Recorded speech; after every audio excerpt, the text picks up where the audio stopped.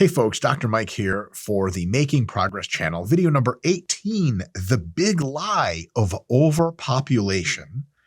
And this is from one of the sub-series on this channel termed Controversial Issues. And it shouldn't be controversial, and that's why I'm here talking to you about it.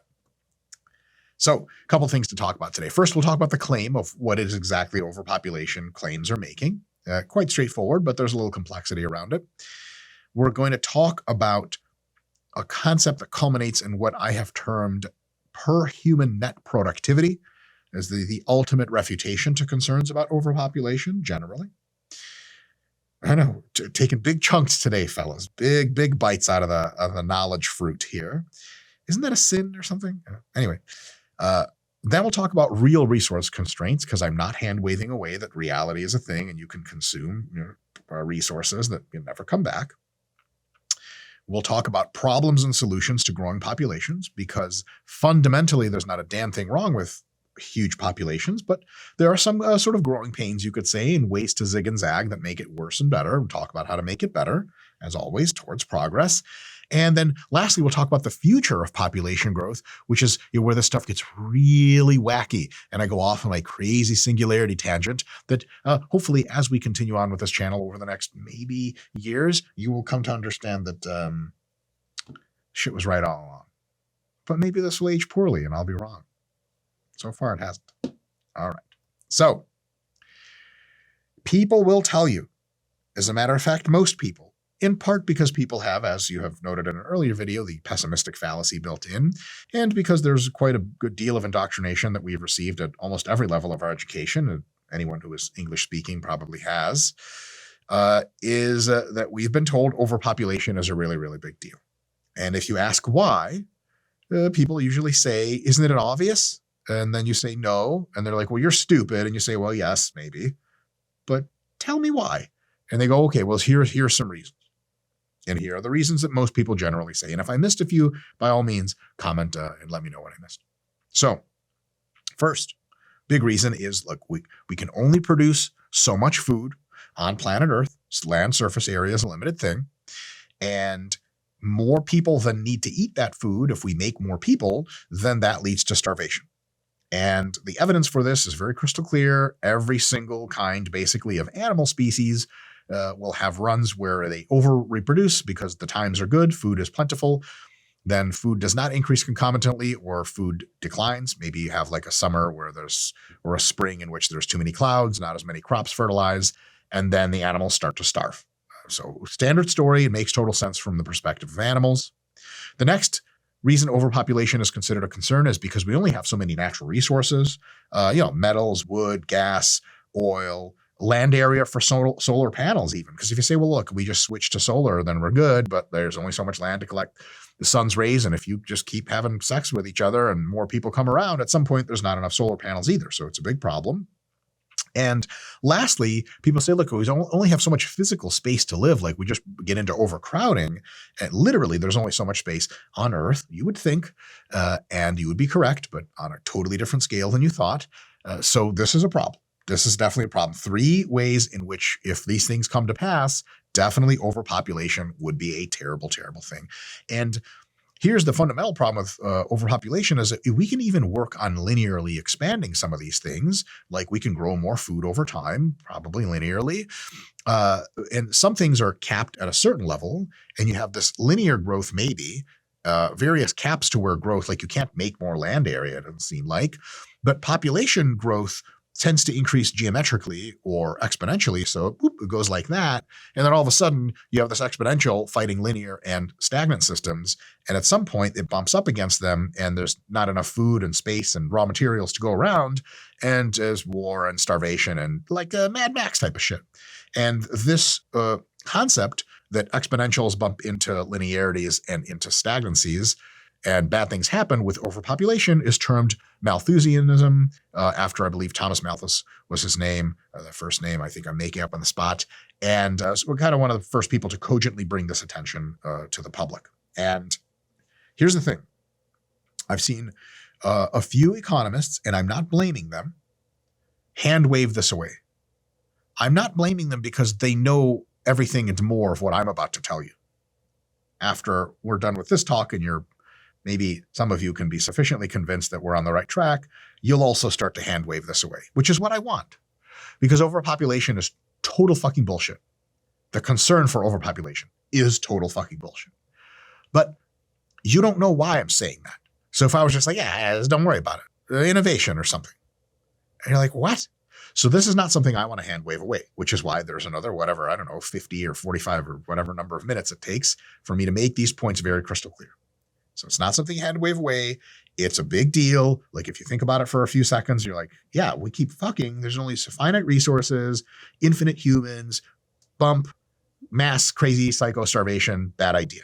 So we're going to explain, we're going to give really a lot of thought to this, and we're going to explain how this could possibly be, overpopulation could not be an issue. Because if you tell someone straight up, like a while ago, I posted one of the slides from this presentation on my Instagram, and feel free to follow me, Dr. Mike Israetel on Instagram, whatever. You guys probably already do. And if you don't, you're not missing much of anything. I posted a slide from this out of context, as I'm prone to do, to see how many people like to comment on things out of context and embarrass themselves. A lot of people went in there and they were like, dude, are you crazy? Like, it's just simple. It's exponential growth of population, finite resources. How? I will explain. No worries. So, how does this happen? In the end, exponential growth is actually not sustainable. Totally true. I'm not here to fight mathematics. The universe, we think, has only so much matter in it. And so when we process matter and convert it to energy, and energy and heat and entropy result, and that's seemingly a one-way street, at some point we just run through all the matter, or wherever we are, and we're out, and we're done, we're dead. And I will say, to caveat this, we think is a big caveat here. We think that's how the universe works. Especially recently with the James Webb Telescope, it's been made profoundly clear that the assertions about grand laws of the universe, assertions about the universe is only this big, or the universe is only these characteristics, or this behavior would be a violation of the physical laws, are just a great way to embarrass yourself. Because the analogy here, and it's not really even an analogy, it's a homology of what we're trying to do with saying the universe works only like this and no other way, is if you had Europeans who never went to the North American continent ever on ships, saying like, this land of Europe, and saying you never heard of Asia, being like Europe or the British island, this is all the world. Middle Earth, motherfucker, Middle Earth. That's all we got. And everything else, this is the whole world, and that's it. We're like, what? You have no idea what's on the other end of the ocean. They're like, oh, now that ocean's infinite. Like, how do you know that? Like, well, look at it. You can't even see over there. We've sailed a few miles that way. There's nothing there. Like, okay, so you're just making shit up. So a lot of really, really hard proclamations of like, well, the universe only has a finite amount of matter. Like, are you going to put $1 million of your own money on that? The James Webb Telescope keeps looking out and it keeps seeing shit further away than we thought was possible. You're going to be in for some fucking money paying out $1 million to somebody. But I will say, for now, we can assume the universe is finite. And that at the very least, the Earth is finite. That we can agree on. The mass of the Earth, the surface area of the Earth, that's finite. So I'm totally there. And exponential growth does not jive with that. Agreed. And animals bump into the Malthusian limit all the time and starve. So that's definitely a thing. There's a big ass grain of truth here. So I'm not here to hand wave. But on the other hand, there's another big ass grain of truth. That over the last roughly 5,000 years, human population has been growing exponentially. And human standard of living and all the attendant problems that we have surviving as humans, the standard of living has skyrocketed even faster than population growth by a huge order of magnitude. And the problems we're having surviving are exponentially decreasing all the time. So it's like, if Malthusian limits exist, and they do, maybe we're not really even remotely close to them. But then you start worrying. I know you're worried. You tell me in the comments all the time, you're really concerned. Maybe we're about to hit them. Maybe we've hit some of them already. We just don't know. And it's all about to come crashing down, right? So how do we explain this discordance? We know two things. One, technically speaking, Malthusian limits, at least on Earth, have to exist. And two, we have way more abundance than ever, way more people than ever. We're not running out of fucking anything. We just have more stuff all the time. Where the fuck is it coming from? Huge contradiction, seemingly. We're going to resolve it. So I totally hear you. Something to resolve. How do we resolve this contradiction? There are a few ways. I have at least three. There are probably more. First, when we say, okay, animals like breed, and they run out of food and they start fucking starving until enough of them die to where the remaining ones have the food. And maybe even they eat the dead animals. Whoa, zombie, post-apocalyptic type shit. Here's the thing. Animals have not mastered agriculture. The difference between humans and animals, as far as actual existence on the world, the first critical difference can be summarized as humans have developed a mastery of plants and animals have not. Animals do not control plants, they just consume them. If plants are like, yeah, there's just not enough of us around, animals are royally fucked. Humans can ramp up food production because they control plants. We grow them. We take conditions for plants and make them 1 trillion times better. Trillion's an exaggeration, but you get the point. We make specific areas. We, like shoot bows and arrows and then guns at animals that come try to eat the plants, or we ward off the pests. Now we're genetically engineering the plants. So we can take the food resource. There's at least one example of a resource we can take and increase it. This is a huge, huge, huge deal, because the dawn of agriculture corresponds to and is the proximate cause of the human population explosion in the last 5,000 years. It's just fucking agriculture. Because if you can't do agriculture, the amount of food you can collect off the land, live it off the land, so to speak, is just not that high. And it has a very capped Malthusian limit, and it doesn't matter how much better you get at hunting or scavenging for fucking berries. There's only so many berries, there's only so many animals, and then you're living, and this is one of my favorite myths, like, we live in harmony with nature. Yeah, in harmony with nature means nature fucks you in the ass as often as you fuck it in the ass. So there's a lot of anal sex going around, but it's not the fun kind. It's the you die of starvation, and so do your 2 young babies, and you're not a fun death. That kind of shit we left behind because we took plant-based food production, which, by the way, is the core for all food production, because your animals that you have grazing also eat the plants that you make. And we took it from a hard limit we have no control over, like, well, just go grab some berries, and if there's not any berries around, you're fucked. We took that from a limit and we turned it into a washing machine style turn dial. If we need more food, we just farm more. Holy shit, that's a big deal. That turn dial allows us to turn our population up while turning up our food supply. Huge. So that's one of the ways we say, okay, it makes some sense. The Malthusian limit on food is at least much higher than we thought. And the height of that limit is when we run out of juice to turn up agriculture. And so far we haven't. And I'll say some more about theoretically how much agriculture we can have on Earth if we really crank that dial. First. Second, humans have another huge advantage over the animals. This is even bigger than the agriculture thing at a meta level. Cultural learning allows for understanding to accumulate across human generations within a certain human society. Through language, tradition, storytelling, apprenticeship. Guys, most last names in some sections of the world, England, for example, are just the name of what your band of people did for a living. Miller, Scott the video guy. It's obvious. So his last name is the video guy. I think it's French. So there's tons of last names that correspond with what you did because your kids apprenticed under you and learned from you and went on to do what you did, like milling, for example. Most recently, in the development of society, we went beyond apprenticeship and went into written formalization of knowledge. That's why you go to school, to learn the formalized knowledge we've accumulated as a society up until this point. And now we're entering a new generation, the very beginnings of it, where we're taking our knowledge and we're digitizing it. And then we're having machines learn it.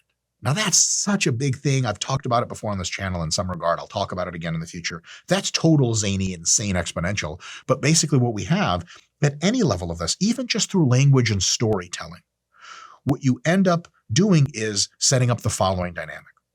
Once you've learned to solve a problem, or ramp a process up, like the ability to agriculture that you've ramped it to a certain level, because communication between younger or older generations and younger generations is very fluid. And now with human societies, at every generation, that communication gets better. The signal fidelity gets higher. The amount of communication that actually occurs and is translated from generation to generation improves and gets vaster all the time, and has been for that last 5,000 years. I mean, Jesus, the printing press, right? You no longer had to do written oral communication story time shit, which is great. But now we got shit written down. So even if the guy that tells the stories gets killed by a lion, you don't give a fuck because he wrote all the shit down. So if I ever die, you guys can always reference these stupid videos and be like, Dr. Mike was onto some bullshit. In any case, once you get a certain understanding about how the world works and how to exploit it and how to extract resources, how to create resources, once you've ramped a certain productive process, a process to generate wealth to a certain level, you can nearly guarantee, short of like, all the library burns down or civilization gets back into medieval hordes or some shit like that, you can nearly guarantee that that's your new bottom rung. Like, we're not forgetting how Kraft Foods makes cans of their food. That's just not going to fucking happen. Because all that process is formalized. You go to Kraft Foods, you're like, do you guys have a way? Like, do you guys know how to start up a new canning factory? They're going to be like, yes. Like, how much do you know about it? Like, well, there's 3 binders here. And actually now they're all online. Exactly what every component of the factory needs to look like, be built like, down to every single tiny component, process, operations, everything. You can't build a new factory if you've learned everything about how to build factories already. That's going to be much worse than the old factory. So anytime you learn stuff before, it's like, if you're a really wise 45-year-old hunter-gatherer and there's no communicated language, there's no human language, you're just grunt to people, you might know exactly how to sneak up on a bison and shit like that, exactly how to spear that motherfucker right in the balls. Boom, the balls, get him every time. You die because the bison just like, you miss his balls and you're like, boom, fuck you, hits you with one of his fucking hooves and you die. That knowledge is gone. And the people in your tribe, they just knew that you were the guy that came back with big ass bison legs. Now you're dead. Now the legs are gone. We have no idea how to get them again. Every time now that we have language, humans have spoken language, then written language, then formalization, then digital formalization, then machine learning. We know every time we learn stuff, it gets frozen and kept in our culture, in our general understanding, which means every time we leap in an ability to make new things, that's the new bottom rung. That's the new standard. And we can now examine that process, fuck with it a little bit, experiment with it a little bit, critically analyze it a bit, try it new, improve upon it, and that's your new frozen state of minimum ability to manipulate the world and generate wealth. Obviously, you can see where that's going. Our ability to progress in resource extraction and resource creation improves over time. What I'm not telling you is the biggest news. This is, I won't say obvious, but I just beat up on it so much, I'm just sick of myself saying it, is the ability to do this process the process remembering, the process freezing, the process understanding, the process rearticulation and vetting, and the process improvement. That very core of abilities actually itself improves over time. Because like, if you hear spoken word stories of how to hunt the bison, you could be like, yeah, he says sneak up and get the balls. That's dumb as shit. I've had a fucking my spear knock a bull's balls clean off his body and he just ran away. Nothing ever happened. He didn't fucking die. Just is like out there ballless for no fucking reason. Maybe if we hit him in the fucking head or the heart or some shit, we do better. If you pass that on to someone else, you can teach a couple other people that strategy and they can use it. Great. But if we have that written down, you can teach the entire world that shit. And if you have it digitized over the internet, you can teach the entire world in 30 seconds how to do that shit versus thousands of years that it takes scrolls of bull testicle to fucking, this is how you killed the bull, and read these scrolls. And there's like a diagram of the spear and the nuts. And you're like, this heart, head. Wait, there's one more. When machines learn from other machines on the internet, it's kind of like nonsense, magical, super fairy dust of progress. So even taking all that back away, just on agriculture, our ability to make food faster we can learn to make food faster than our need to feed population size grows. Because the population will grow if you give it more food, on most circumstances, not all. But our ability to get more food because of this cultural learning and passing on process, the cultural learning and passing on process, sorry, I'll do a little Mike's pretend graphs in outer space. The population can go up like this. The cultural learning on the same time scale goes up like that. You can't fuck as fast as the internet spreads knowledge, I'll tell you that much. You can try, but the babies, they take a long time to make. I'll get to that in a second.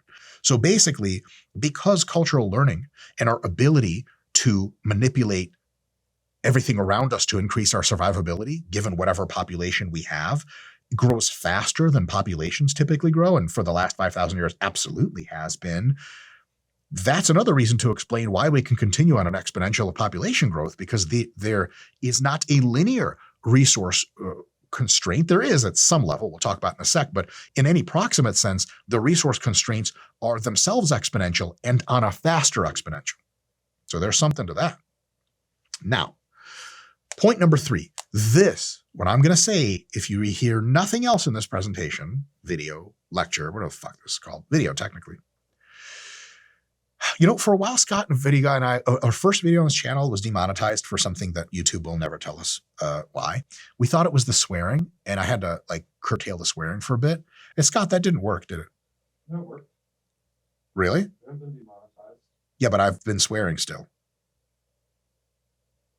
Less, though. Less. I love swearing, and I'm not going to stop. Scott, when is YouTube supposed to start telling us? When? Maybe next year. Oh, God damn it. YouTube's supposed to tell us where exactly in the video we were and what for we're demonetized soon. That'd be kind of dope. Boy, oh boy, I love evolution of processes, because that is going to be a huge exposure for political correctness, and there's going to be backfire. I love it. I love it. The political correctness will not survive all of this AI shit. It just won't. In any case, all right, that's another video. Here's the critical, huge way to understand why overpopulation is not a problem. This is the biggest one, and everything else is just an illustration of that. The average human being is a net producer of wealth and value, not a net consumer. Most people think of overpopulation as this. It's like society, in some general sense, produces food. Let's just say food, because space and heat and all this other stuff. Food. And society also produces human beings. And just like, if you are a household owner, you both produce the wealth that comes into your house, and you produce like the hobbies you spend on. If you get too many hobbies, you can't afford it. There's not enough wealth coming in. And people think just the same way, well, society, if it's making too many people, it's got to feed those people. And then if you have too many people and not enough food, that's a fucking problem. This is how China thought about it up until a year ago, where they're like, yeah, that whole abortion thing didn't work out for us. Looks like we're running out of people. Hilariously enough, there's 2 billion people is not enough. Basically, that conceptualizes the problem wrong because of one core fact, and here's the fact. The average human produces more value, which means also food, than they consume. The more people you have, the more value you have. What? Let's talk about this. How the fuck can this be true? Couple things. I invented a term for this. I'm sure there's a term in economics, which I don't read enough of and I should read more of. I invented a term called parity productivity. It's my term for you create just enough value to keep yourself alive.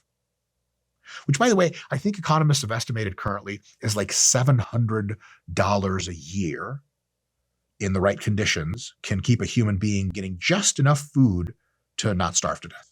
Just keep that in mind. Now, even in prehistoric societies, during some time of their life, able-bodied parents were above parity productivity, which means not only could they provide food for themselves, but also for enough surviving children to at least replace them. But over the entire lifespan of a human, including their childhood years, adult years, and the 1 year into adulthood when they get killed by a giant bird, and they're not around anymore. Not a whole lot of old people back in the day. The entire lifespan was at parity productivity. So basically, the population remained roughly stagnant. And you couldn't afford any more than you could because that was at roughly a parity. With agriculture, with the dawn of agriculture, the average human became notably more productive than parity, which is why more children survived over time and we had a huge increase in the population. At some point, individual human farmers, or people that worked in groups together on an agriculture project, began to produce so much for themselves that they couldn't even consume all their own produce. Be like, I fed all my kids as much corn and meat as they can eat. There's still fucking corn and meat left over. Kids, I can only have sex with my wife so many times, and we have a kid every year, but I can't feed the corn and meat to all these people. So what the hell am I supposed to do with it? So people said, I make corn and meat, and the guy down there in the other section of the valley, he makes, some other kind of shit. Like he milks some cows and he makes milk. And he also farms peaches. Maybe like if we trade, I give him some corn and meat and he gives me some milk and peaches. I don't know. Scott, video, I remember that Peaches and Cream song? Mm-hmm. It's a good song. That has nothing to do with sex, does it? Hey, hip hop never has anything to do with sex. In any case, folks started to trade their surplus produce because they were producing so much, more than they could consume. And by the way, this is the root of where money comes from because they needed a symbolic representation of who has what. And they traded different kinds of surplus with each other. And what ended up happening is that everyone ended up getting the best of everyone's specialty. I could specialize only on producing corn. Someone could specialize only on producing cattle for meat and chickens or some shit like that. Someone else could specialize on actually like making wheels for wheelbarrows and shit. That's all they did, which by the way is how the last name Wheeler came into existence. Not a joke. And the end result is that there's all these subspecialties arise of people specializing in hyper overproducing and then trading with each other. And that getting the best of everyone's best work made everyone even more productive. Because if I'm someone who just fucking makes corn, that's my only job is make corn. If I have someone else raising cattle that sells me cattle to plow my fields, I don't even know if cornfields are plowed. Fuck, fine. You guys get the idea. And also Wheeler makes fucking wheels for the plowing device, so it makes it easier for the cattle, and the cattle don't die as often of exhaustion. And now everyone helping everyone with their specialty makes everyone more productive. Fast forward and I have this Amazon Basics mouse makes me so much more productive than I would be without a mouse. Who the fuck made this? I don't fucking know. There had to be millions of other people from all sectors of the global economy coming together and making all the components that go into this mouse. Same concept, just scaled up to really, really high level. So you add in to this basic development of little villages that are already getting much more productive. You add in cultural learning over time. So I know better and better how to farm corn as I pass it on to my children, so on and so forth. The formalization of agricultural practices, somebody actually wrote them down and was like, this is how you farm corn. And then those formalized documents change over time to make corn farming even better and better and better. And of course, eventually you get the birth of heavy industry, which really starts to jazz things up. And you get insane levels of average human productivity. This is even true today. An individual that comes in, at least a few years back, this was the case. It's less the case now for a reason I'll tell you in a sec.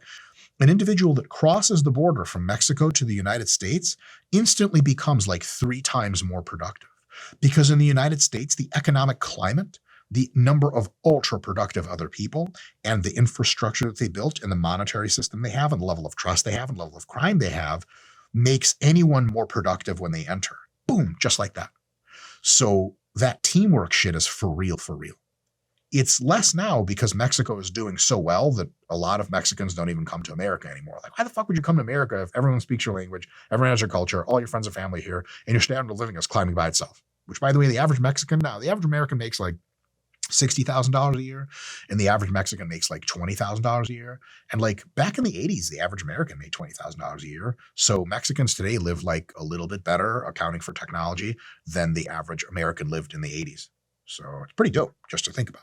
In any case, in 2023, as of 2023, each additional average person that we add into this huge team of producers creates more wealth over their lifetime than they consume.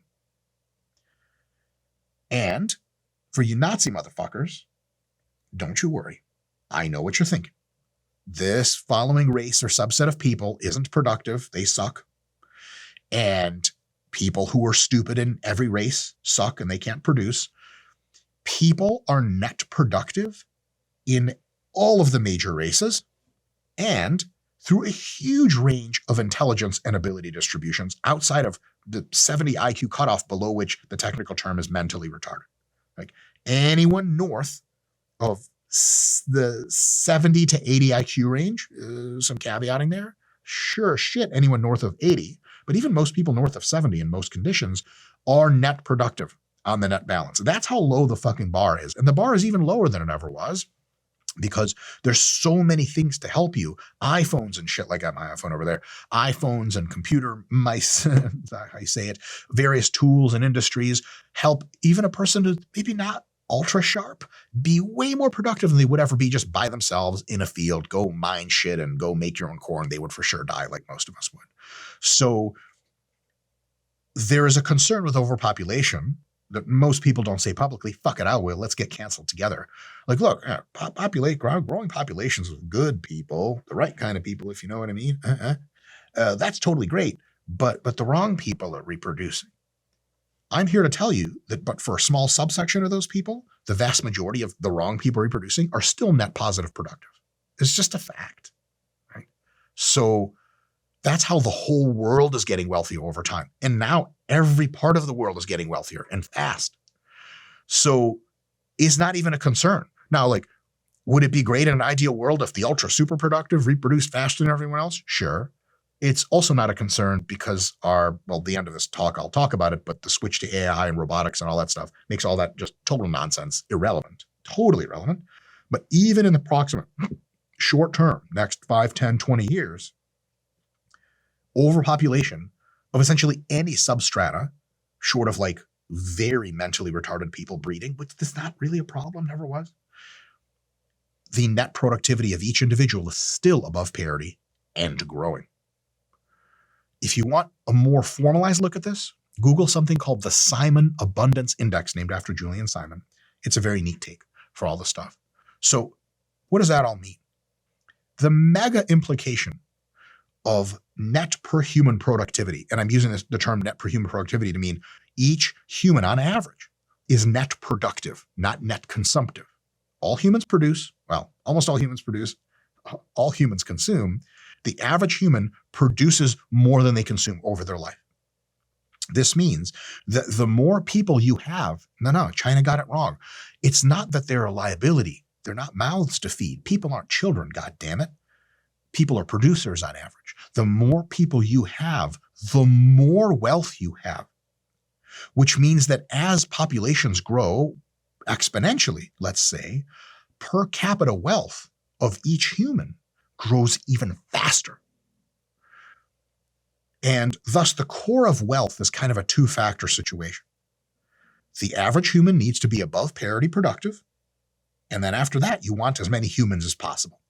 And that's how you make every human and more humans and more humans and more humans wealthier and wealthier and wealthier. And all the starvation shit just goes down the drain as nonsense. My evidence for this incredible claim, the last 5,000 years, bar none. You got better evidence than that? I'd like to see it.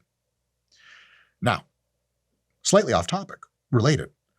The average human needs to be above parity productive. This means, and I'll no doubt have this in a later video, the goal of every single or almost every single welfare program should be to increase the productivity of the human in the program. Because the fundamental reason why anyone ever needs welfare is they are not productive enough to be able to afford a standard of living that we consider decent in society. And there's a lot to say for that. I'm totally on that ship. But core of per human productivity, that's the thing you want to be able to have welfare addressed as well as it can. And we said you want as many humans as possible that are not productive, but we can do more than that. If you enable the humans that you do have to grow even more productive, shit gets even crazier. because we can educate humans. Like we got the entire continent of Africa, right? And it's net productive.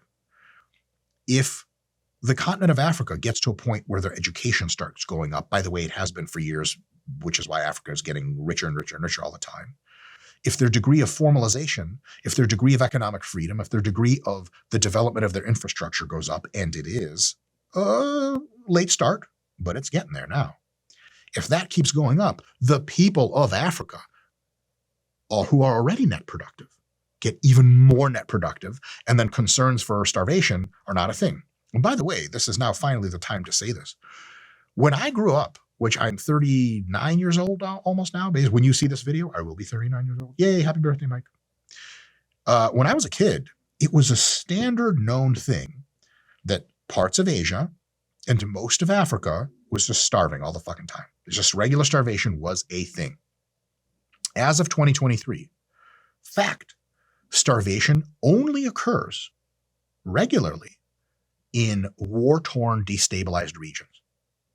Mostly just in Africa and in North Korea, which is the worst fucking place in the world, where they're doing on purpose starvation because communism blows that many dicks. So it's no longer even true to say like, because it used to be like in the 80s, 90s, and some of you guys are too young to remember this. Many of you guys are old enough to know what I'm talking about. Used to be just like, yeah, Africa, that's the place that starves all the fucking time. That's not even true anymore. Isn't that crazy? Like, they're not starving in Africa anymore. They are in like Congo and other couple of places. Just like war can make any country starve, no fucking problem. But even that's not true. That's how far we've come. So the idea that like, well, look, like starvation's a real thing humans bump up into, that's not even true anymore, but on the fringe. And in 10 years, it won't be even true hardly on the fringe. Ukraine is having a war right now with Russia, winning, by the way, and nobody's starving there. So this is really crazy that we take progress for granted, but here's part of the main reason I started this channel. We shouldn't. It's unbelievable, right? This idea that humans are net productive when they cooperate together as a team, using language to exchange ideas, using formalized written language to write those ideas down, using logic and science and reason and greed of the best kind to try to exploit resources and create more of them. The fact that that makes humans net productive and rises with population, and per human productivity rises also with population, because then you have more members on your team to help you out, kind of explains why living standard 5,000 years ago, like if our living standard today is like analogous to like living in the Hilton, yes, but I personally only stay in Hiltons when I go anywhere in the world, because the Hiltons just know how to take care of me. You know, I walk in, they say, oh, Dr. Mike, hello. I have a dirigible landing pad on each Hilton hotel. You ever wonder why the Hiltons are designed kind of weird? It's for my dirigible fleet. In any case, if we're living in the Hilton today by global standards of living over history, the 5,000 years ago standard of living was like a fucking garbage dump, like living in a garbage dump. That's the analogy. As a matter of fact, I'll go further than that. Living in a garbage dump is a goddamn blessing compared to living 5,000 years ago, because a garbage dump has shit to collect. There's some food over there. There's some shit over there to use for shelter. 5,000 years ago, you had to make all the shit yourself. It was awful. Awful. So this idea that humans are per human net productive and growing all the time kind of starts to explain why life is amazing right now and getting even more amazing. At this point, you might be like, okay, wow, this is great, but you didn't address the physics. The earth is still a certain size. There have to be limits. Yes, let's look at the limits. Aren't we running out of oil, or weren't we in the 70s and then again in the 90s and then again a couple decades ago or something? Who knows? What about land for farming? Sure as shit. What about stuff like water? Like, we're going to run out of water sooner or later. Something, don't we run out of something? Definitely. We definitely run out of stuff. But this is something that is like a closed case in economics. Economists don't debate this anymore, but almost no one knows economics. So they're just like, oh, this is a problem. This is a closed case, this concept I'm about to explain. As resources grow scarcer in a free market economy, and by the way, economies not based on free markets don't do this well, and thus people in them starve, like in North Korea. As a resource grows scarcer, its price goes up, which is totally normal. It's something you want. You want prices of scarce things to go up. Why? That makes people do one of two things. It makes consumers look for substitutions. Like when whale oil, which people use to heat shit and have lamps and stuff in the 1800s or whatever, 1900s, When they killed all the fucking whales, or damn near all of them, they didn't get to all of them, thank God. Whale oil started to get real scarce, and then people were looking for replacements. And one of the replacements was this weird black shit that came out of the ground of, history's digestion of dinosaurs, and that was oil, like petroleum. And as soon as whale oil got expensive enough, petroleum started to look like a good idea. So humans substituted for that. At the end of the day, people don't give a fuck what they have. They just want solutions to problems. Like the average person walks into Best Buy and they're like, hey, do you want like a fucking Alpha 6 whatever display, or do you want like a liquid crystal XYZ display? They're like, it's a monitor, right? Like, yeah. Which one looks nice? Like, well, this one. I'll take that one. I don't give a fuck. Whale oil, petroleum oil. Scott the Video Guy, is there a certain kind of oil or butter that you like to use in the bedroom? Coconut oil. Isn't that what everyone says? What is the reason? Smells nice? And it lubricates well. And it's safe to use on and inside bodies. Leftovers, you can fry an egg with it, When people say that, I always think of like frying an egg and vaginal secretion remnants, and it just never sits well with me. Also, when people say like, oh man, it's hot enough to fry an egg on the asphalt, like, yes, are you going to put an egg on the asphalt? What the hell is wrong with you? All right. In any case, so consumers, they look for substitutions, and substitutions that are lower priced. Producers, on the other hand, try to innovate in at least two ways. One, if they're in the business of getting that substance, they're trying to find cheaper ways to get the substance. So the big oil company executives meet and they go, hey, we're running out of oil. How the fuck do we get more oil out of the ground for cheaper? And some guy's like, I have an idea. It's like, shut up, Johnson. All right, just kidding, Johnson. What was it? He's like, oh, this advanced practice of fracking, and leftists will hate it for reasons they don't know why, but it's bad. And actually, it's great. And, okay, great. Let's start fracking. And then the price of oil drops because they can produce oil for cheaper, and then that's resolved in the short term. In the long term, they find substitutions for resources that also make them lots of money. So they say, yeah, oil kind of blowing here. Let's do nuclear, solar, wind, all that other shit. They develop those technologies well, and now they sell you that. BP, by the way, the company BP, mega super conglomerate, the original name BP is British Petroleum. It's no longer called that. It's actually called Beyond Petroleum. Why? Because they're smart as fuck. And they're like, yeah, the oil thing, that's meh.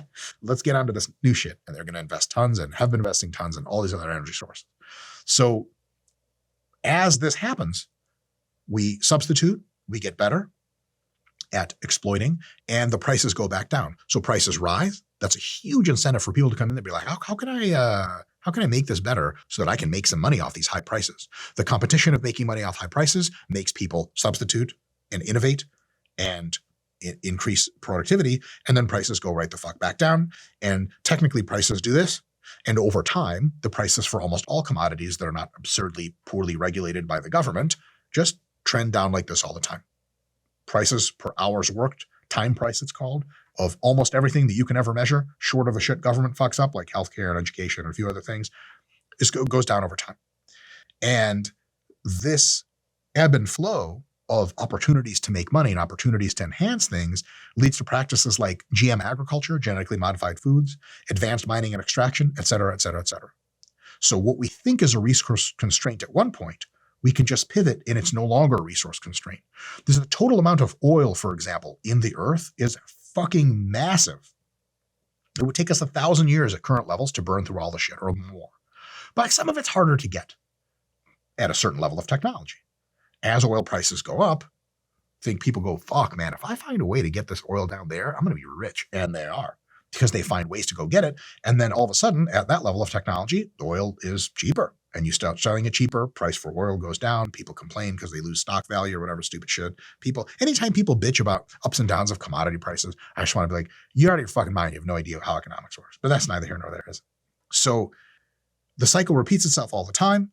And what ends up happening is we pivot, we use what we have better, we get what we have better. And if we really start running low on that, the incentive to get substitutions really goes up.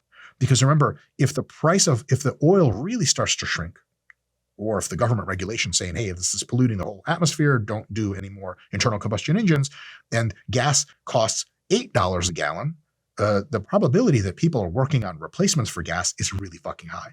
Because if you say, hey, I have this new thing called the electric car, and the price per gallon of gas is $1, people are like, that's nice. I'm not into tech or whatever, so go away. But if the per cost per gallon is $8, they're like, yes, how much does it cost for me to operate this electric car? And there's, well, it's the equivalent of like $4 a gallon. Like, oh my God, half the fucking price? I'll take a Tesla. And that's how that shit works. So over time, things get better. So this is the grand story is like, okay, fine, we innovate our way out of the shit. Cool. But innovation still consumes physical resources that we convert to energy and lose forever. Second law of thermodynamics. It hasn't been broken yet. So won't we just like run out of stuff eventually? Yes, absolutely we will. But let's step back a second and look at the scale of the problem we're talking about, right?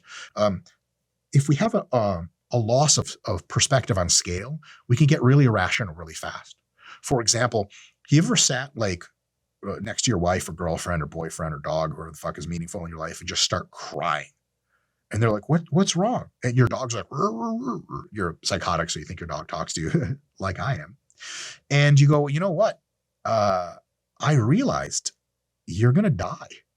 And they're like, huh? Is there a spider on? What? Why would you say that? You're like, well, I don't mean now. I don't mean in the next 5 minutes. I don't mean in a relevant time scale I can even comprehend. I mean like in 80 years or some shit, or in a dog for 8 years or something. And they're going to be like, well, so why are you crying right now? You want to like front load your suffering for some reason? They're like, I just misestimated the scale. Sorry, I'm having a panic attack. Like, oh, no worries. So when we're saying, hey, like overpopulation is a big deal, running out of resources, we have to try to figure out, okay, on what scale are we really going to, like, how long is it really going to take to actually run out of resources for real, in a way that innovation can't solve for us? Because if it's like 5 to 10 years, we better fucking wake up, do some shit about it. If it's 500 to 1,000 years, yeah, good to think about how to solve those problems eventually. But also the toolkit we bring to problems 500 to 1,000 years from now, as you see singularity stuff and AI stuff pop up more on YouTube, and as I talk about on this channel, it'll be like, wow, okay, we might have a really different toolbox and be able to do some really different shit, which I'll get to in just a sec. So let's take a look at scale. Currently, roughly 40% of the global land area is surface area on land is used for agriculture, for making food. Okay, cool. The thing is, vertical agriculture is already a solved problem, and it gets better all the time. It's just not a lot of incentive to have vertical agriculture because horizontal agriculture, regular farmland, works so well and so cheap, and we're not constrained on land anyway. That is not a lot of investment in vertical agriculture, but it's already a solved problem. And if we remotely invested 1% of global GDP extra into it, in 5 years, vertical agriculture would just shock the fucking world as to how productive it is. So we can have a situation in which we no longer farm on just one strip of land, but we have multi-story buildings in which we do the farming. Okay. So if we just say, look, we're going to replace every piece of farmland with like a 5-story building that big, just work with me for a sec, we can get 5 times the number of food out of the same land area. And that means we can feed 5 times the number of people. Okay. The thing is that people breed on average, and even at sort of fast pace, the population can only really double over the course of like, what's a human generation? 20 years, 15 years, 15, Jesus, like we're really fucking getting on it. And the thing is that like to get to 5 times the world population, even if we're really plugging along, that takes a while. That takes 80 years or some shit like that, 100 years. Another fact, undisputed fact, demographers do not dispute what I'm going to say. World fertility rates have been cresting and falling. And so the estimate, which is, I bet all my fucking money was never going to come to pass anyway, because it's too far in the future, is that by the year 2065, global population, which is now like just over 7 billion or whatever, peaks at 10 billion and then actually starts to crest back down. Why? Because when people get wealthy enough, human beings get wealthy enough and empowered enough, they just don't have as many kids. Because I hate to break this to you, but living with 8 children in your house can blow a lot of dick. And some people love it, and fucking God bless them, but most people don't. So the population in all the countries around the world, except for a few, which are also cresting, has already peaked and is going to start to decline here in a bit, and is already declining for many places. So this idea that we'll need vertical agriculture to feed the world in the future is already out of the gate wrong, because there's not as many people coming as we think. So overpopulation's trajectory isn't as bad as anyone in the 70s or 60s thought. It's actually a lot better, in a sense, well, better. There's just not as many people in the pipeline. There just aren't. we'd have to start having like psychotic sex with everyone and just no condoms and no birth control to reverse this trend. And even still, if we did, if we just use 5-story buildings for agriculture, vertical agriculture, we can feed enough people in damn near perpetuity or for a really, really long time. Now, your retort to this may be very logical and look something like this. Be like, dude, bro, are you crazy? 40% of the world's surface area covered by buildings? Do we have enough raw materials for that? That's like constructing the Death Star or some shit like that. Now, you might have said, we're going to need a lot of laborers to do that, but then you realize, wait, okay, growing population means more laborers. I shot myself on the foot on that one. I say, fine, just raw materials, metal, cement. Where the fuck are we going to get those? Now, here's the real big ticket item. The second most important thing after net human productivity, I would love for you to get out of this talk. Us humans, we think we're impressive. Yes, our society is very impressive. We have megalith cities that fucking cover miles and miles. Oh, amazing. And I think it's amazing. I love it. But analogously to what we have terraformed of the earth, how much of the earth's crust we have mined, we're a fucking insulting fungus on the earth. We barely exist.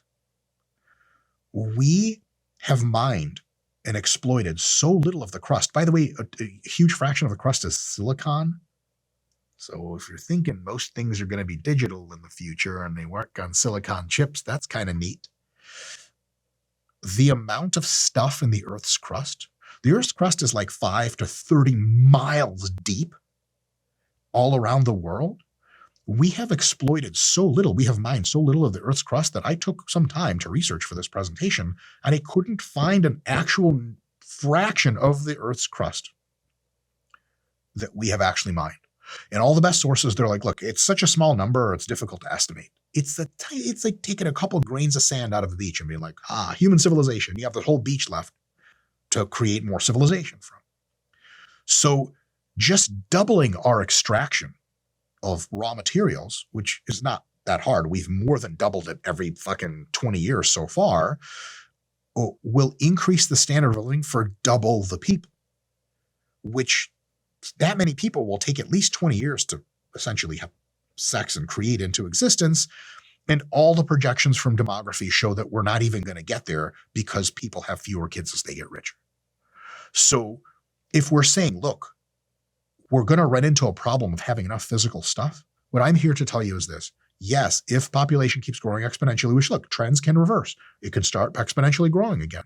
Like there's some people that have lots of kids when they're wealthy still. And by a natural selection, there's going to be more and more and more of them. So 300 years from now, there's going to be another human explosion of biological humans. Fine. For that to start digging in to actual resources, like stuff in the ground, metal, steel and concrete and oil and whatever else the fuck we're looking for, silicon, the scale is like we've mined maybe a trillionth or something, or a billionth, not a billionth, it's for sure less, trillionth or less of the Earth's crust. And by the way, the Earth's not just crust. There's a whole magma core situation center there that's also made of the same shit that we need. And I'll get to something else in a bit, but the moon is also made of stuff and other moons in the solar system. So the amount of physical stuff for us to get to is so wildly much bigger that overpopulation of biological humans consuming that is like, it would take us at purely exponential growth of human generations, continue just, if we took that 5,000 year graph of human population and we didn't notice the fact that it's doing this at the end, and it just kept going like that, it would still take us like thousands and thousands of years to actually get through the entire Earth, like consuming it like a virus, which would be pretty dope to see, but almost certainly won't happen. And here's why. As AI extends our reach over the world around us, our ability to keep expanding our living standards will grow even faster and faster and faster. So the number of biological humans that we will be able to support on Earth at current or even higher living standards is an absurd number, like something in the trillions of people. And we're breeding slower and slower all the time. So that's not very likely going to happen. Now, let's say that we just kept going, kept breeding, and we keep needing more resources, like exponentially more resources. Fine. We'll eventually mine the moons of Jupiter. We'll just mine Mars out of fucking existence. Or now we'll be living by then on Mars with Elon Musk. So we'll mine Phobos and Deimos, the Martian moons, out of existence. And then, we'll do all this other cool shit through the solar system. We'll colonize the whole solar system. We're going to start siphoning off Jupiter for hydrogen gas. We're going to Dyson sphere the sun, which is like a huge sphere of basically solar panels that collect all the energy from the sun. God damn it, our itchy armpit. All right, I'm fine. I'm safe. Dyson sphere the sun and all that stuff. You have to understand how non-human we'll be then. The exponential growth of technology, which grows much faster than human population, is going to make us fucking robots by then. By the way, I will show you how in the next slide, I think. And wacky stuff then becomes possible, like interstellar travel, etc. So to put it bluntly, overpopulation of biological humans on Earth is a concern, taking all that into perspective, that is just dead in the water. It's dead on arrival. Overpopulation as a thing in and of itself is not a problem. Now, other stuff. Oh my God, this is so annoying. I wonder if it's mosquito season and I got to bite. It'd be an awkward place to bite. There are related concerns about overpopulation. Anytime you talk to someone and they really push back on you in overpopulation, you say, no, it's fine. Here's why. Humans are not productive and we have so many resources we don't know what to do with, and overpopulation's actually cresting, or our total population's actually cresting, so it's not a problem. They'll say, but what about all this other stuff? And they bring up some really good points, and I'm going to address 3 of them. First is crowding and urban sprawl. We have crowding in the cities. People will say. Sometimes they're right. And if we don't have crowding in the cities, we have urban sprawl, and it destroys nature and everything around it. It fucking sucks. Agreed. The thing is, the total human population on Earth, we can fit into a tiny, tiny, tiny area and have the rest of the Earth just not be used for human anything at all if we just build vertically and have lots of skyscrapers. It's not pretend. It's really just true. And you might ask yourself, why haven't we done that at least on a smaller scale? Like, why does urban sprawl happen as much as it does? Why is rent so goddamn expensive in the city that people move out? Because that's the number one reason people move out of the city, is the rent's really high. The problems with high rent in the city and why we don't have tons of skyscrapers everywhere is almost exclusively due to laws restricting the construction of new housing and new buildings. It's due purely to regulation. And there is no good reason for that regulation. It's just a mistake. And in 5 or 10 or 20 years, whenever AI wakes up and tells us how to actually run the world because we're stupid, it's going to be like, you guys really fucked that up. And there's tons of historical precedent for people doing shit wrong. This is one of them. If you want more insight into all the ways this happens, there is a book and a YouTube lecture for free called Build, Baby, Build by Brian Kaplan, probably my favorite economist, and it describes all the ways in this works. Overcrowding and suburban sprawl are both human-caused problems. They're just purely caused by regulation. And if you intelligently deregulate building, essentially maintaining code so that everyone's safe, so the buildings don't collapse, and then if your building meets code, the government rapidly approves the construction of any building you want so long as you own the land. Very straightforward. That's what most people think building regulation is. And it's that plus 99 other things that make no goddamn sense. Like someone in the neighborhood here just doesn't want a big skyscraper because they don't want to look at it. And they go to their community board and they vote against approving any more skyscrapers, which is a violation of life, liberty, and pursuit of happiness, as far as I can tell, but people get away with it. As soon as we stop doing that, we'll look much more like Hong Kong. Tons of skyscrapers everywhere, tons of places for people to live, and urban sprawl and crowding are just fucking done. They're human-caused problems. They're not real resource-constraint problems. Next, people say, well, as the population grows, doesn't that screw up the environment? It can. It absolutely can. Here's the thing. We can choose as a society, democratically, to restrict any amount of land that we say, okay, this is not for human development. We just have basically one giant nature park where you can do responsible tourism if you like and just look at an untouched earth. We can do that, no problem. We don't need most of the earth for human affairs.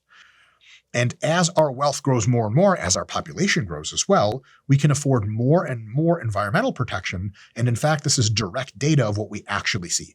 As countries get wealthier, for a while, the environment suffers. There's this U-shaped curve. And that typically ends with like the Industrial Revolution, London smokestack type shit. And then after roughly the technology of the 1940s and above, you can now start to afford to make everything cleaner.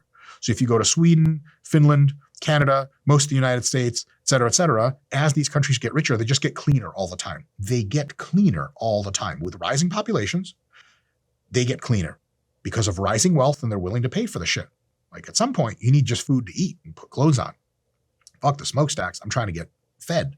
But once you have enough food and a car and a house, and you look at the smokestacks and you're like, can we get rid of those? And it's like, yeah, it's going to cost you. You're like, yeah, I'm willing to pay for that shit. I don't want to look at the fucking black sky anymore. And that's just how it happens. And I don't mean in theory. I don't mean in hypothesis. I don't mean like, oh, I wish it happened that way. That's actually how it happened at every single level of almost every society. Short of communist societies that seem to just not give a shit about the environment. But my perennial hatred of communism and most dictatorship will continue on. So, point number 3. This is an interesting one. People will say, okay, fine. But like, you're saying population is fine to keep growing in any realistic sense.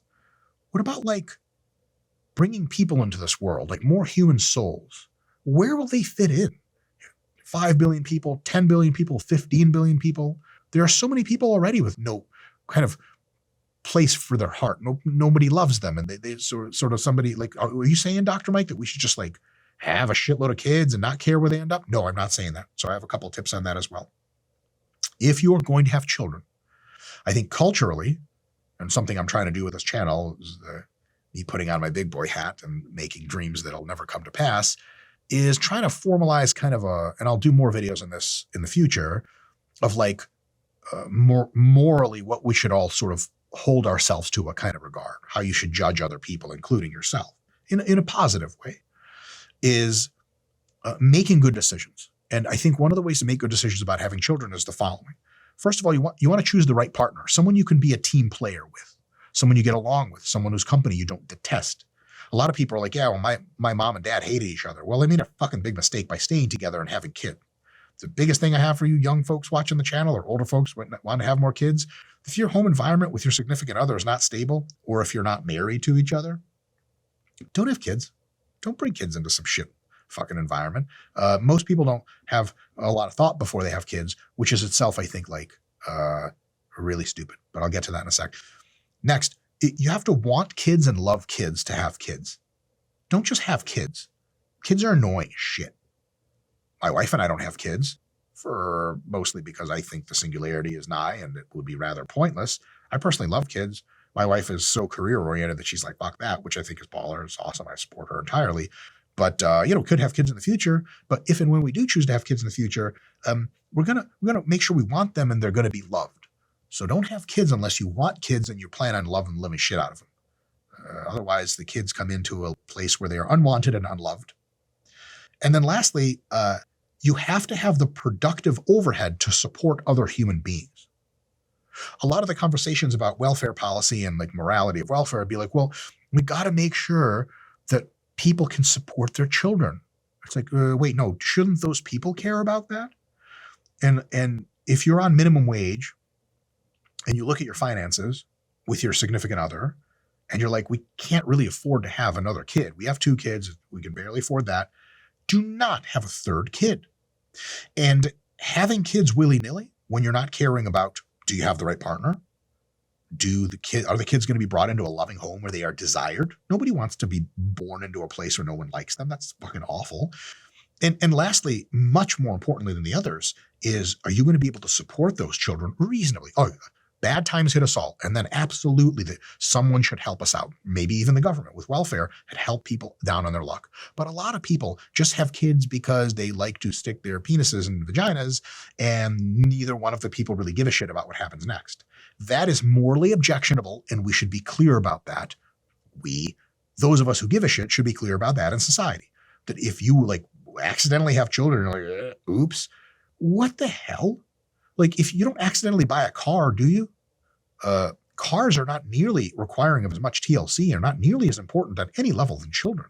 These are human beings you're making. So a thing about overpopulation is like, yeah, if we just make kids willy-nilly, it's not going to be as great as it could. Now, in the end, kids turn out just fine. If you don't beat the shit out of them, you give them food, send them to school, but we can do a lot better than that. So give that some thought. If you're planning on having children, make sure that there is a loving relationship that you're going to have with the partner that you're with, and you can work as a team to have a good home. 2, that you actually want children and will be prepared to love them. And 3, you are going to be able to more than support your kids and have a rainy day fund in case shit goes south. Because if you think you should be having kids and other people should be paying for you having kids, that's nonsense. It's wild. It's wild on a realistic level of evolution, and it's wild on a moral level of like, what kind of scumbag are you? In any case, small soapbox there. Last thing I'll say. God damn, this is a hell of a video. Mike, shut up already. The future of population growth. This is where stuff gets wacky. I'm going to say something that sounds kind of scary. It could end up being a little scary or a lot scary, but it probably won't. It'll probably be paradise. The paradigm of human evolution, the paradigm of biological evolution, is almost at an end. The paradigm of technological revolution has already begun, and human evolution is doing this, and technological revolution is doing that. Evolution. Meaning what? It is my prediction that most people will choose not to have biological children in the next 20 years or so. 20 years from now, most people will not have children. What? I would have been correct in that prediction on an 80-year time scale if I made it in advanced industrialized countries 80 years ago. But now I'm making it for the rest of the world in 20. Bold. Why? Here's where the crazy shit hits. And I do believe all these things. And I don't think they're insane. I think they're obvious. It's just a matter of when. Probably not if. First, biological aging will almost certainly stop and then be reversed. They're already doing it on animals. This isn't really news. When you have all of society of people in their prime, like everyone's 25 years old biologically, the impetus to have children to replace those people, even from the perspective of the people themselves, starts to become like questionable. Like if you're in your prime and traveling the world and career and fun and everything like that, you're like, hey, do you want to have kids and settle down? Like, settle down to what? Now, some people may choose to have kids, and then once the kids grow up, everyone's still 25 years old. They go off and do it again, definitely. But a lot of people, when you're like, look, there's not really phases of life anymore. There's just you doing your thing. They might be like, kids, I don't know. I'll at least try to put it off. Because a lot of people, when they realize they can be young forever, will at least be like, well, I can always just have kids later. Number 2, people will live more and more in virtual reality. You guys want proof of that? This is virtual reality already. Oh, look, it's Amazo, the Android. Technically speaking, your phone is virtual reality. How many people do you see on the train or the bus doing this? Scrolling. They are living in virtual reality. And it used to be, and I always wanted to make a graphic for this. If someone can make a graphic and send it to me, this is great. People watch the theater. Technically, that's virtual reality because it's the simulation of reality when people act. Then they had a movie theater instead of regular Roman theater, amphitheater, movie theater. Things got closer. Then they're in their house watching a television that's a smaller screen, but closer to them. Now they're on laptops and tablets and phones, smaller screens, closer. In the next 5 to 10 years, we'll have a paradigm shift probably to retinal implants and VR, AR goggles or glasses, and it'll get even closer. Brain-machine interface, wire VR right into your brain, and then you live in the virtual world more and more and more and more. Why? Because the virtual world can be curated exactly as you want it, and over time becomes superior in every way to the real world. What can you do in the real world? Don't answer that question, because whatever you say, we can make a VR sim in the next probably 10 years in which VR will be full simulation of reality. Like you won't be able to tell if you're in VR or not. I mean, you'll know, but it'll look the fucking same. Everything will feel the same. The Matrix. This shit is coming for sure. 99% confidence coming. What can you have in VR? What can you have in real reality that's a better subjective experience for you than virtual? The answer is nothing. Because virtual reality, you just type something else into the computer and it instantiates that for you. By the way, this used to be magic 6 months ago, and text to video, GPT, is starting to become a technology that exists already, and it's maturing, and it's going to be maturing exponentially over the next several years. You'll be able to render anything you want. Text to VR is the next logical leap. So you're going to be able to say like, hey, throw me in a club where GPT-powered human simulations are all attracted to me because I'm a rap star and I'm in the club. Go. And all of a sudden you're in the club and everything feels exactly real. And every girl comes up to you and she's like, oh my God, you're that one guy, right? Do you want to get out of here? And you're like, oh my fucking God. Yes, let's do it. And then everything from there, all the sex and champagne is full sim. You can't tell the difference. That's coming. It is inevitable because people want experiences. Real reality can offer you some baller shit. VR can offer you fantasy. And you can't beat fantasy. You can try. It's impossible. So a lot of people are going to spend more and more and more time in VR. And they're going to work in VR and play more in VR. And of course, augmented reality and stuff like that. But we're all real reality. It's going to be VR plus augmented. And after a while, maybe most people, I think, will end up most of their time in VR. And they'll probably not want to do a whole lot of biological stuff in real reality because real reality is like, it's just going to be suffer from some problems. Like a mistake in real reality, like that's your ass. A mistake in VR, you just restart the game. So because of that, I think people will have fewer children. Number 3, the ability to have brain uploading, which is already machines are reading our thoughts. By the way, you can find that on YouTube. MRI, AI-powered MRI scanners can tell you what you're thinking. Unbelievable. Plus, especially robotic bodies will create existence vessels. Like if you want to be in real reality, your mind copies into a robot and you're like, oh, cool, I'm a robot. Sweet. These robot bodies, and I'll make videos explaining all the logic here later, are going to be so superior to biological bodies, very few people will want to, and this sounds weird, burden children with a biological existence. Like, biological humans are frail, soft, and they suck. Once we have artificial limbs for people who have lost their limbs, we already have those. And now they're starting to talk to the nervous system pretty well. Takes a little while to learn. The AI is not that great yet, but I wouldn't bet against AI anytime soon. Eventually, you'll have the software and hardware of an extended limb that starts to be almost as good as your real limb. And you guys remember the movie I, Robot? I hate to reference movies, but this is an apt reference. Will Smith had that bionic arm that was like better than his regular arm. Here's my question. The fuck do you need a regular arm for, bro? I would get that shit lobbed off instantly, bro. Instantly. As soon as bionic limbs are much, much better, and they will because technology does this while biology is flatlined in evolution almost by the same time scale, you're going to have a situation where robotic bodies are just better. Your legs work better. Your arms work better. You can see better if your eyes are artificial. Eventually, that replaces everything, including the brain. Now you're just digital and in a robot body. Biological children, in that case, are like just so fucking outdated. You could be like, hey, do you ever like make pasta like stone ground and fucking farm your own wheat? Be like, farm my own wheat? Are you out of your fucking mind? I go to the store and I buy the fresh pasta squeezed out of the machine. And it's the best thing I can ever have. A trillionth the price and time investment. What are you, crazy? Like someone's like really wants to live an ancestral lifestyle. It's awful. It's god awful. Biological reproduction is going to be part of our ancestral lifestyle. I say within the next 20 or 30 or 40 years. Ray Kurzweil says it's going to happen a lot sooner. So in addition to that, at some point, your brain will be able to be scanned into a machine and live in a machine, which also means it'll be easily copied. And then there will be multiple of you that can do different parts of your life and different parts of your work. This might just happen with AI only and humans are totally obsolete, or human plus AI synthesis, which would be neat. And then the need to replace copies of yourself via sexual reproduction and combination, when you can just combine better features and upgrade your brain as if it's software, because it is at that point, will be like, why? It's kind of like a really outdated paradigm that doesn't do the thing we want it to better.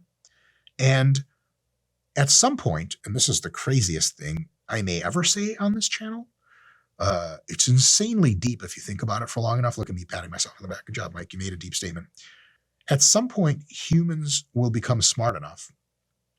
And in digital space, this can be done with genetic engineering, although slower and less effectively. If human brains exist, human minds exist in the digital space, humans are going to be able to go in there and edit their own minds and say, you know, this proclivity for violence I have, I'm going to turn it down.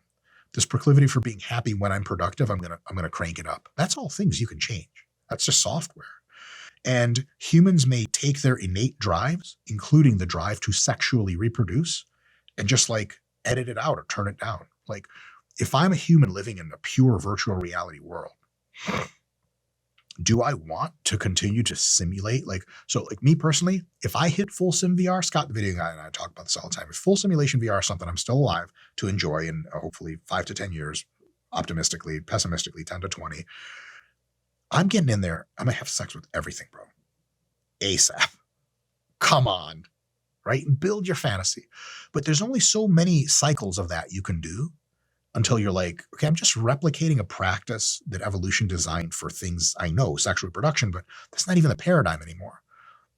Where do I derive more meaning? And by the way, we know that when you have sex with enough people, enough simulation sex or real people, that you kind of lose the luster for life. Rock stars end up turning to heroin because of had sex with everyone they wanted, and they're like, I don't know what my purpose is anymore. I have no meaning. When you can edit your mind and your brain to pursue other things like knowledge discovery, insane machine-like productivity, insane high-level spirituality, you'll eventually want to do that because just banging everyone in VR is going to be amazing and I can't wait. But it runs its course. So once humans are able to edit out their desires to have children because it's an outdated thing, first of all, we're not really human anymore. We've ascended beyond, which I think is dope. But once that drive is edited out, then overpopulation is not a concern at all. Now, what that means is the machine intelligence goes like that. AI nanobots cover the entire solar system and reconstruct it. At that point, any prediction on what happens next is probably stupid because they're going to be like a trillion times smarter than us. So like ants can speculate on which way you walk next, but they can't even see you at a distance. So they don't even know to do that. So there's all the stuff we're not aware of. So I'm not even going to, that's after the singularity. Who knows what the hell happens? But I will say it's very possible. Ray Kurzweil thinks this is going to be the case. A lot of people do, that the insanely powerful AI probably won't toast us all. A lot of people think this is something to get into later, that AI is going to find us humans to be competitive with it and is going to do like a Terminator war against us. An AI grows to the power it's supposed to grow. It's not going to consider humans competitive. Like, do we consider lions competitive? Like, oh, got to keep these lions in check. Exterminate all the lions. What? Like a lion, that's nominally easy to catch a lion. You just blow dart his ass and then he wakes up in a fucking zoo, and you can provide for him a better life than he would ever experience in the savannah because you can inoculate him from disease. And we're like humans, we're not even that good at this shit. AI won't be competitive with us. It's a joke. We're out of our league. And it's probably decently good guess as they might want to study us and preserve our, again, tiny fungal-like ecosystem on tiny part of the Earth's crust and just leave us the fuck alone. But for the rest of us that want to be biological, it'll probably have a like really nice little life for us that we can be like, hey, like we're taking care of everything. There's no pollution, no crime, no war. Just go have a good life and be humans and biological, kind of like in a zoo, but you can go anywhere you want. Sounds insane and sounds super creepy, but if you think it through, it makes a lot of sense. And some people will still want to be like, live as genuine humans, and that may continue for a long time. But that's all psycho fantasy world. In the proximate next 5, 10, 20 years, TLDR, the overpopulation of biological humans will just almost never set up to be an issue. With one caveat: if we continue to work towards a world in which we have good governance, trustworthy government that is trusted by its citizens to some extent, and market-based economies, which those two things are the seeds of all wealth, cooperation and production respectively, then shit will continue to get fucking amazing and overpopulation will never be a problem. If we careen towards socialism or communism, whatever the fuck Ocasio-Cortez says, we're going to have a bad time. Eventually, competition means that everyone will trend towards markets like they always have been, but we can have a better time if we start voting right. I'll have more videos about that anyway. I've talked myself into God knows what. See you in the comments. Peace.